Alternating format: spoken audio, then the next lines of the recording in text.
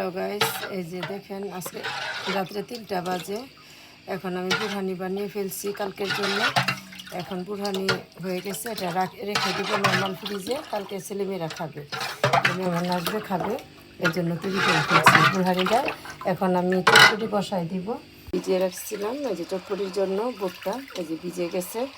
আমি সিদ্ধ দিয়ে দিব, এখন লবণ দিয়ে সিদ্ধ দিয়ে দিব। চটপটি তৈরি করবো সেমাই, 2 পদের লাচ্চা সেমাই, আর লম্বা সেমাইটা রান্না করব, আর এসে গিয়ে রান্না করবো।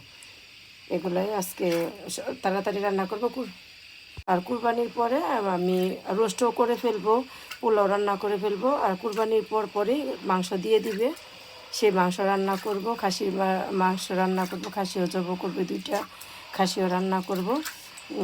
এই সবই আমি ঈদের দিন সব কিছুই তৈরি করি একা হাতে। আবু, তোমার কাছে আমার বুরহানিটা কেমন হয়েছে বলো তো? টেস্টে বেস্ট।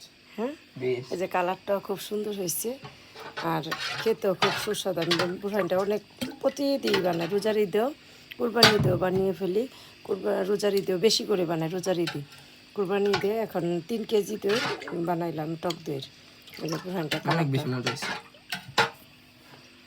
আমার ছেলে খেয়ে বলতেছে আমি অনেক টেস্ট হয়েছে। এখন সে রাত্রে 3:30 বাজে, এখনও সে সজাগ আমার সাথে। হেল্প করতেছি তো।